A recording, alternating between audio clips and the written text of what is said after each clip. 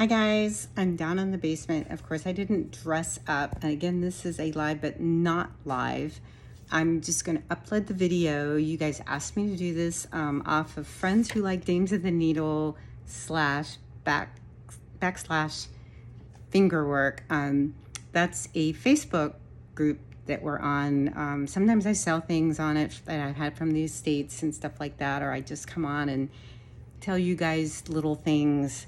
And this is not rehearsed, it's not canned, it's just going to be whatever. You guys know me, and that's what I do. And yes, I have my stand, but I just did something on Facebook the other day. I didn't have my stand, and I'm sorry you're getting a weird glare off my glasses.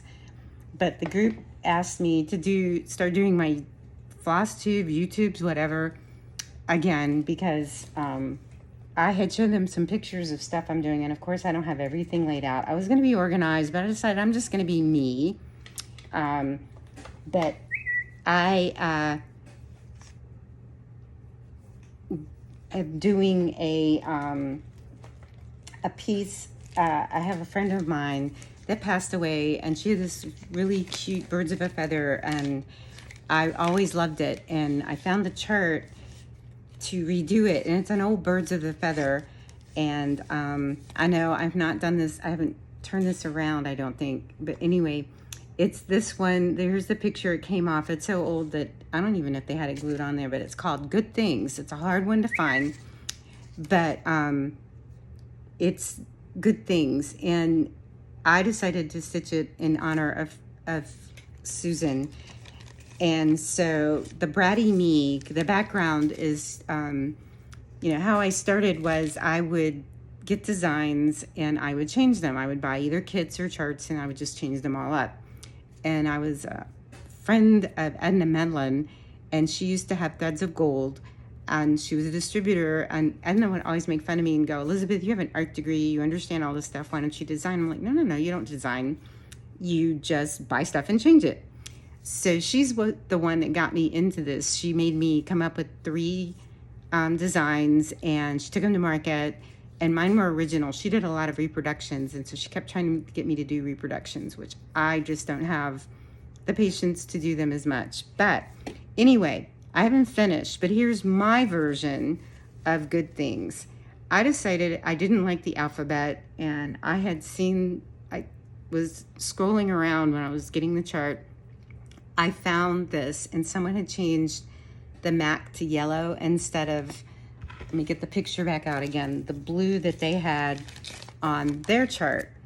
And so I'm like, yeah, a yellow MAC sort of works. And then I liked the gray birds. And then I was like, I don't really want an alphabet under my boat. So I've started putting all these little creatures on there. And excuse me, I didn't know. I should have muted all that. I apologize. Anyway, so I haven't finished. I'm going to be putting other things on there. And of course, I brattily have changed all the colors. So this is sort of like work. I'm usually chart things. So this one, I've just been going on, pulling up some pictures like this jellyfish. I pulled up a print and I did the jellyfish freehand, and I want to put another one on there, a starfish. So, but that's on my colonial blue. And I'm trying to think of what the saying is. There's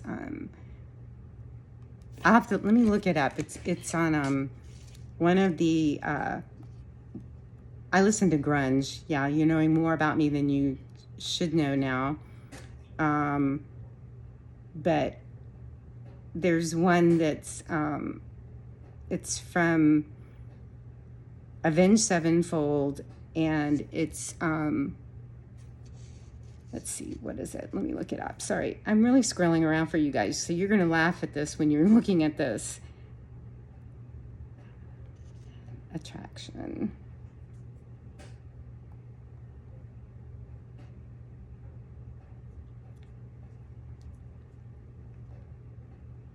Anyway, I've got a couple more things that I was gonna show you after I quit scrolling around on my phone while I'm talking to you.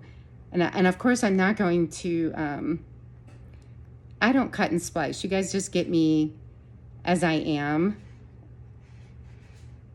but anyway, oh, we got all kinds of things going on here, don't we? We just made money, guys, while I'm talking to you. Anyway, I can't pull that up. I mean, I think it's like, I'm paraphrasing it. It's like exposure to something means you have an attraction, which is another way of saying addiction. So I'm addicted to this colonial blue because everything I'm doing on it right now is that. And then I'm working on another piece. And of course, I'm the bratty person. I am almost using all of, I've become a serial starter at this moment. I'm using almost all the so-called colors, but this is an old PTP linen. I don't know if you can see it really well, but this is a Stacy Nash. And let me see if I can find the chart so I can show you what it looks like. Of course I can't because I'm sitting here. Oh, here it is. It's this one. It's Mary BV Sampler. And of course, I'm not going to put the M and things on it. I might put my name or something else. And I'm doing it, and I've changed the color of the border, and I'm going to change a couple other things. But again, this is another one I've started and I'm working on. And of course, changing everything on it. And then I'm also working on a Plum Street. Let me see if I can find it. It's, well, this one, I just grabbed a piece of linen out of a bunch of stuff. It's not even mine. I don't know whose it is, but this is Mater House from Kathy Barrett. And she has it on a bluish fabric. But I put it on a neutral, and I'm using caper from Weeks Dye Works, capers. And then it has two. It's two houses. There's a little one and there's a big one. And I'm just stitching it on this linen. And then I had a client that did Miss Mary Mac.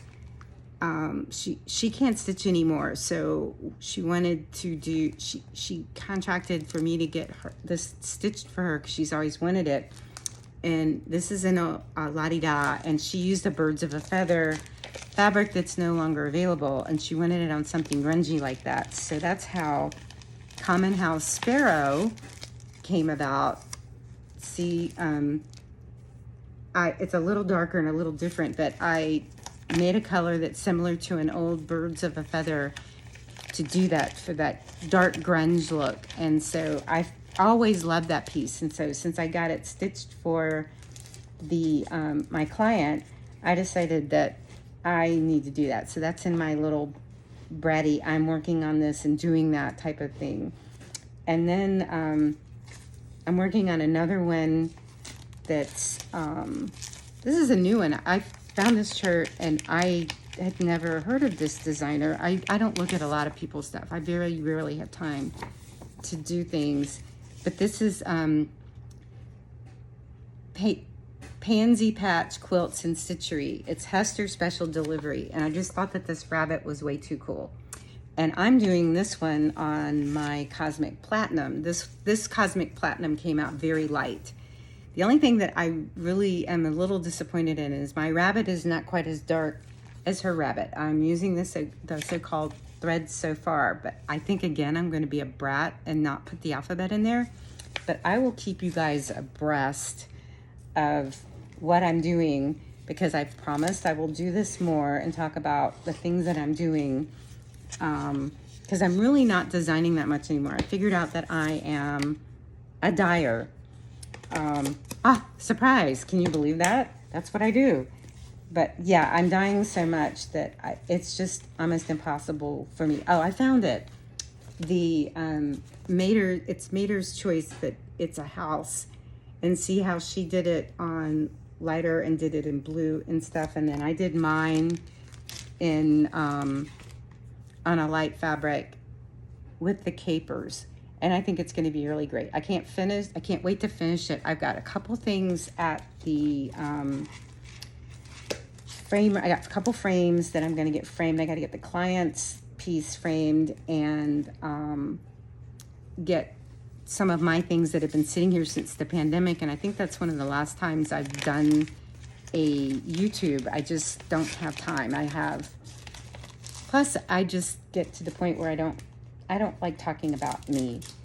People get on me that I need to talk about myself. Oh, the other one I'm working on is, again, this one's on Colonial Blue. It's Living on Little by Plum Street.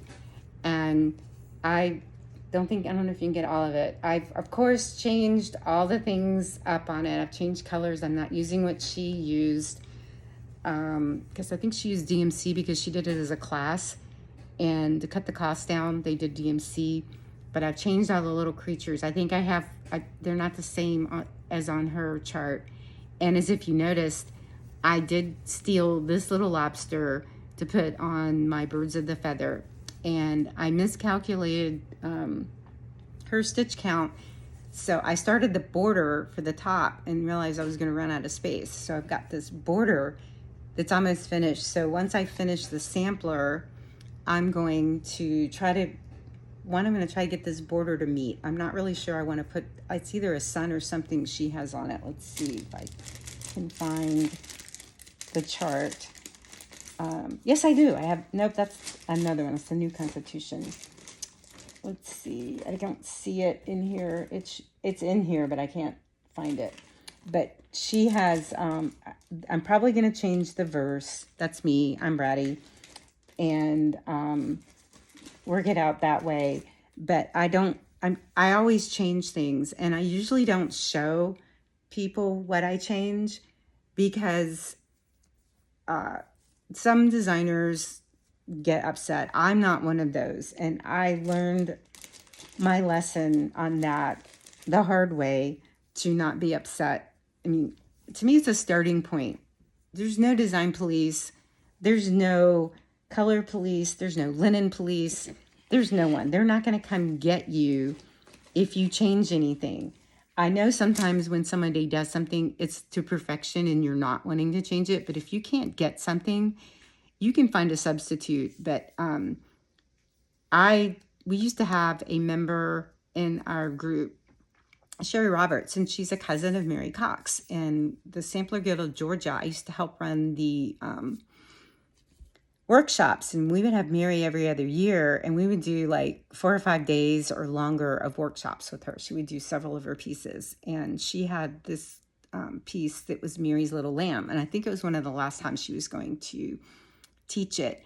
And her Mary looked like Mary Mac on La Di Da. It was all in black, and the girl's hair was like all over. And I don't know, I never asked Mary if when she designed it, if she, Mary was frazzled because she couldn't find her sheep.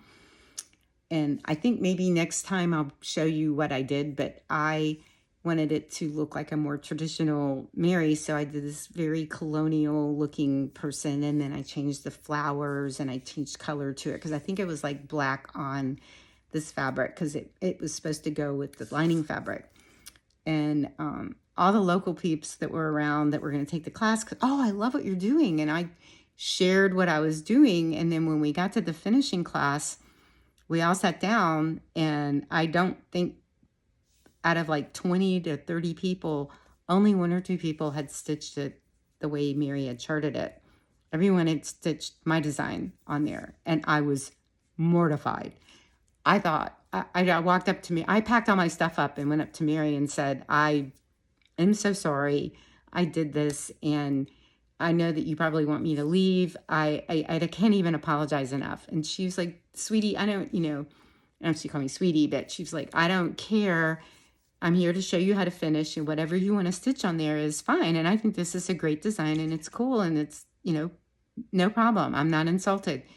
So after that, I made a point of really not showing a lot of people what I do when I change things, because I don't want to make it look like I'm being disrespectful to the designer. It's just me taking my license on doing it. So even when we're in local groups and stitch, because I'm a brat, I don't like anyone to know who I am. I really hate it when someone, will mention my company's name or something, and they'll go, she's in the room, and people will go, oh, she is? And I'm like looking at them going, don't tell them who I am. It's not that I don't like people. It's just, I like being anonymous sometimes. I'm the cleanup guy in aisle one. It's my job to get the product out for the designers and the stitchers to do it. I don't really care if you know me personally, and it's sort of, it's cool when people do, but I don't push myself. And we have a local lady, Lorraine, who has a floss tube, and I'll have to look up what her name of it is, and I'm so sorry I don't know. But she does a stitch group once a month, and I just go to support her. And someone asked about, did they know, they had seen where my company was in town, and did anyone know if I let people in my house or if I had a shop? And someone went, oh, she's in here and she'll answer your question. I'm like looking at him going, no, but we got that all straight. And I apologized to Lorraine because that was really embarrassing. But she was like, no, sweetie, it's fine. So anyway, that's sort of like this rambling of me changing things, but I will show, what I might do is get some pictures and put them up. But if you want to watch and look at things, you can join Friends Who Like Dames of the Needles / Fingerwork. That's on Facebook. I pop in and out of there once in a while. I really go on radio silence when I'm really busy. And I promised them I would start doing these more and give you guys stitching tips and things like that again, because I did a lot of this during the pandemic, and then I stopped. I've got a really busy season. Everyone, I can't tell you who they are because it's all a secret, and you'll see from the designers, but a bunch of people are going to be releasing like limited editions, advent calendars, and all these other types of things. So watch your special designers and companies and see who is. But everybody's ordering their stuff for the end of the year. So I'm like massively busy. And I'm trying to get, let's see, I think Nicola Parkman is coming into Hobby House in October. And I am scrolling around trying to get a trunk show ready for Kathy up at Hobby House. So that's a last minute thing. So I'm running around trying to do that. But I thought I would show you some of the linens that I've done and maybe talk about them. It's like a lot of people, like this one it's a chemical reaction that I do. And this one is uncontrollable. This is, I know I'm bouncing around again. It's Peddler's Blend. And depending on the time of year, it either goes darker or lighter because it's a heat source, and it will run and not dry fast enough, and that will make it blacker than it is when I can keep it warmer. And see, in the summertime, I got the air conditioning on, so the studio gets a little cooler than it should. So I have to work on that. So it's always a different color. It can never be repeated. And then if you guys follow me and have seen, like, this is the first time I've done this. I did a whole grouping at the end of last year that was released, and it's called the Classic Shabby Chic Collection, because they're all very light, cottagey looking colors. And here's one of them that is rice powder, and it is just a wonderful off-white coloring. And then there's stained gray. Now I know you're going, they look like they're the same. They are, but they're not. Do you see how rice powder is a little darker than stained gray, and it has the grayer tone, and this has a more I'd say a taupey pink color. All these colors that I came up with are very similar, but they're different. And this one, this is another fave. This is almost like colonial blue. This one is faint blue china. It is just lighter than colonial blue, and I just love this one. This is the next one I'm probably gonna have an obsession with. And then aged linen is another one. This is it goes into the yellow tones. This is a great one for reproductions. And then just out of the blue, this is an older one. This is organic honey. And this one I love because when I put the when I put the agent in to set the color, sometimes the color clots on this, and it clots in different places. And as you can see, I don't want to unfold it too much because then I'll have to re-iron it. But you can see that this is on the same piece and how it grabs differently. It's light and dark. And that's why I came up with organic honey, because it's like, it's got that red, when you look at organic honey, or, you know, honey with the comb in it, you see that depending on where it's from, you get that reddish undertone and that yellow coloring. And then my other fave is cow fodder. This one is just, it's just great. It goes a little darker sometimes depending on the count, but it's got a hint of red in there under the white tones. And then this other one is Virginia Mud Pie. And this is a very nice brown dirt color. And I'm from Virginia. And when I was little, we used to make mud pies. And I live near the coast, so the dirt is a rich, dark, black brown. When I moved here to Georgia, it was a freak out for me because they have clay. They don't. You have to import dirt. It's the dirt here is not like it is at the coast in Virginia, and that's how And so, when I start making a color, I don't have a name in mind, and I make my own recipes, and usually while I'm making it, something pops in my head, and when I looked at that, I was like, "Those remind me. This color reminds me of." Mud pies that I used to make when I was little. And then my next one is Old Top Hat, and this is a black, and I was trying to get a real black, which is hard to go. I mean, people really get upset about black because the black tends to go blue or purple. It's really hard to get a spot on black. And so when I did this the first time, it had its spots in it. This one's a little more solid. I just did one for here. I got it here. See this one, and again, this is hard to control. It depends on the flax, your water source at the time, because they put different chemicals in the water. There's a whole bunch of factors. But anyway, this Old Top Hat turned out darker than this one, and this is what I really like it to look like when I get it, because it's got some splotches in it and you can see underneath. And to me, when I did it the first time, this is how it really came out the first time. And I loved it because it had a molded look to it. And I'm like, oh, that's like an old top hat that someone has worn, and they've worn the velvet or the whatever off the wool, and it's got the gray peeking through underneath it. And then we're gonna go wild.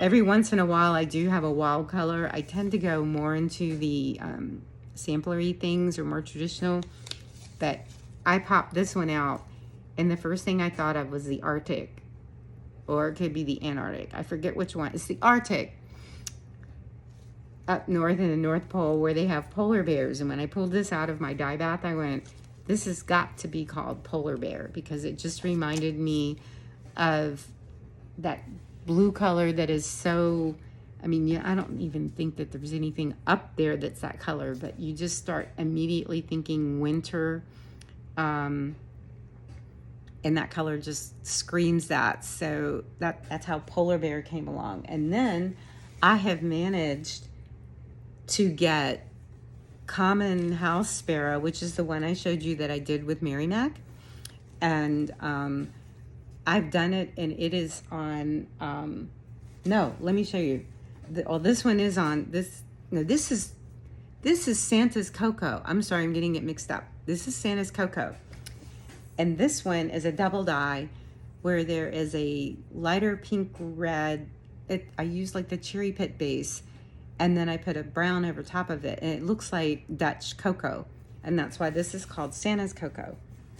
But what I did is I got Common House Sparrow, because that's an over dye. I don't dye directly on white. Hold on, I'm going to move out of the way to grab this. Yes, you saw my messy stuff. I managed to get Common House Sparrow to pull up on Liguana, which is hard. It's lighter than it is on linen, but I'm going to be putting this up. I think it's on 22, but this is for people that do even weave. It's a little lighter. I did have to add a little extra of the dyes that make it darker, but that's about as dark as I can get that one, because that is a synthetic, and that's a really hard one to dye on. And then another fave I have it's going to wing its way I don't remember if this one's going south or if this is going across the pond. I think this one is going across the pond.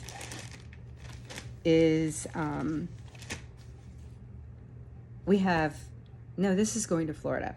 We have stained china, which I love because it looks like the bottom of an old teacup and you got your stains from using it. And then this is Mad Hatter's tea towel. Another of my faves. I've stitched on this one. This is a non-repeatable. And the first time I did it, the first thing that popped in my head is not the classic one, but it's the one that has Johnny Depp in it. And all I could think of was them sitting around the table and having this tea party and wiping up all the tea. And that's where the Mad Hatter's Tea Party just popped in my head. And that's how it got its name. And everybody's like, why do you get these really long names? I'm like, I have to write them out. But it fit it, and that's what I do. And that again is another one that depends on what's in the water, on whether the molded look or molted look is on there. Sometimes it comes almost as a slightly flattish color, and that it's how it grabs to the flax, your water source, what the dye is, because they mix the powders and that can change things. I mean, I could go on about how we have to fight with stuff like this. And then Dirty You is one of the first ones I came out with, and this took me a while. I didn't dye it for a long time because I started it off on Perman lamb's wool, which that was my fave go-to linen forever when I designed and taught. And then Perman, I don't know if they closed their mill or what, but they got someone else that's doing their linen, and it's not the same. And it wouldn't take the dye the same. So I tried dyeing this on white on Zweigert, and it wasn't working. So it wouldn't, because I used an acid dye on that, which you don't normally use on linen. I like to push the envelope. So I wasn't getting the color I wanted. And then it hit me to do an over dye. And I do that one on platinum, which is close to what old lamb's wool looks like, though some of the platinum is different colors, so it will either lighten or darken. But I'm now doing the Dirty You, which is a great flat color to do things on, and it's one of my older ones. I'm going to start doing some more like Peeps, Lost Sheep, and those names came up because it was on lamb's wool, so the names of what I was doing on lamb's wool, I wanted it to like relate to lambs or ewes. So that's how those came about. And again, those are just some pictures of, just me showing you my brattiness and changing things out. And I will be coming back on maybe next week. It depends. I'm really got a bunch of things that slammed up. And hopefully I will have progressed on some of these things and not starting another piece, because I haven't stitched in a long time, and I've started stitching. I'm not really designing because I'm dying. I've got quite a few designs I was going to release last year and I didn't. So I may show them to you guys and I may release them, but I haven't been doing much designing. And I've missed stitching. So I've gone back to stitching other people's stuff. Plus my walls are screaming for me to put a hole in them and put something up. I haven't put a new piece up in a long time. But again, I'm running around trying to comply with Etsy. They want you to have more than one picture of your item for sale, which, okay, when you're dealing with a two-dimensional item, and how many pictures can you have of it? But I'm trying to redo all my pictures and do a bunch of that stuff and the end of year things. But, oh, I found another one. This is on Aida, because I do dye on Aida. It will take differently because that's a cotton versus a linen. I do some velvets. I'll start showing some other things and talk about them. But this is Southern Pecan. This is another one that, depending on the time of year, yada, yada, yada, it will either get this nice background coloring that you get from a Southern Pecan with that brownie color, or sometimes it goes slightly pink. But, you know, that's, again, it's a hard thing to control, and I try really hard, but give us a break. We're really trying. I mean, what we're working with is industrial dyes that are not meant to be taken down as small as we do our dye runs. And so they use things called fillers in there. And unless you're really making a huge vat of dye, which I don't dye in huge batches, I dye per order.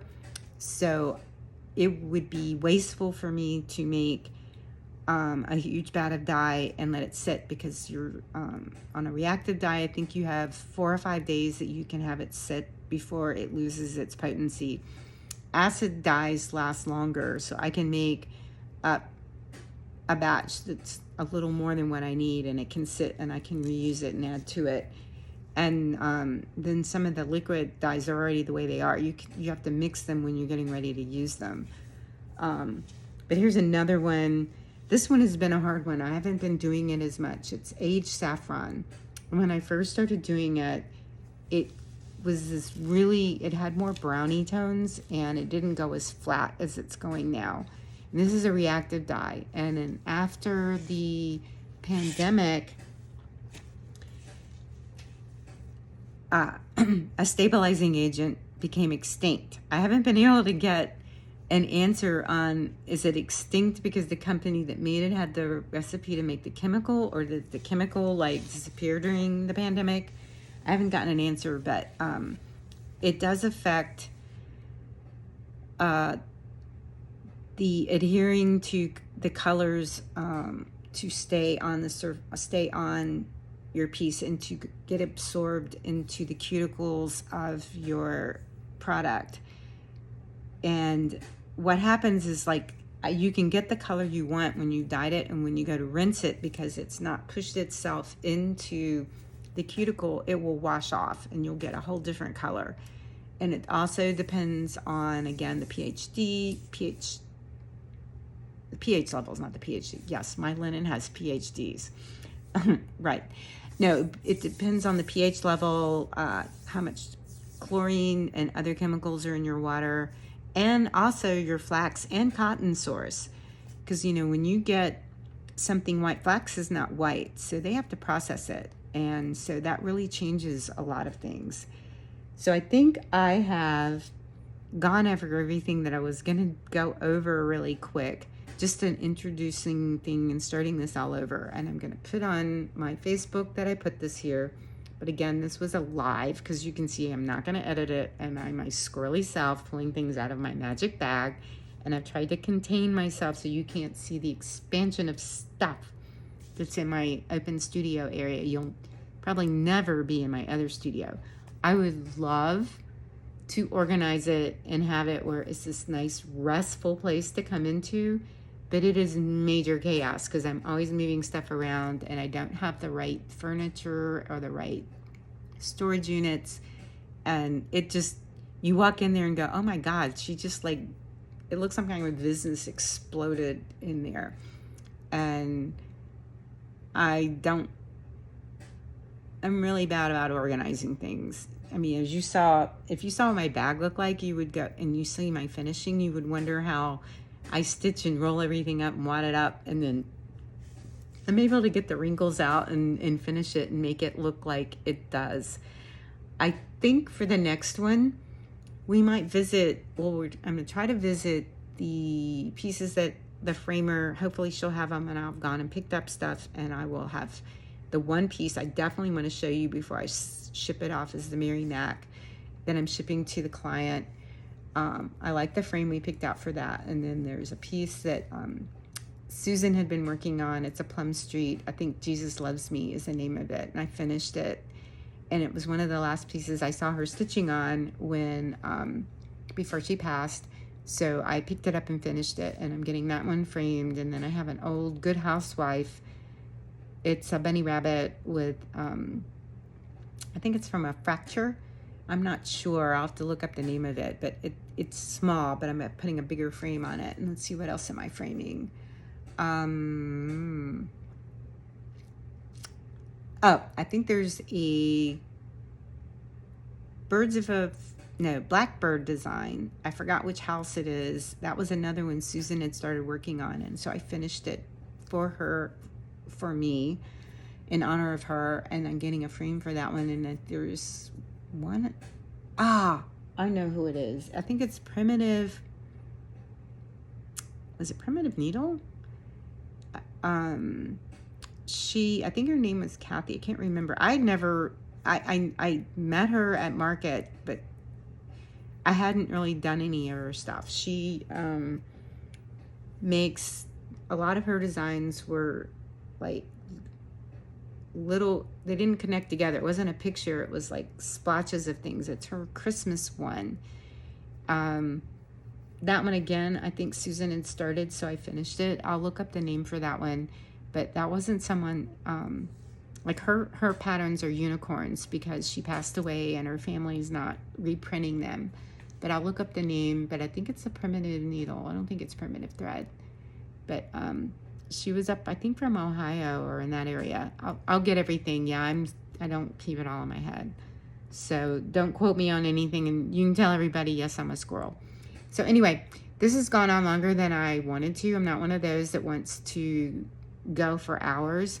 So I'm going to go, as I always do on my friends who like Dames of the Needle. I say I love you guys, throw you a kiss, say goodbye, and then I'm going to let everyone know on Friends that I did do this, and I will try to do more, and I'll be a little more organized, but you guys can't expect too much from me.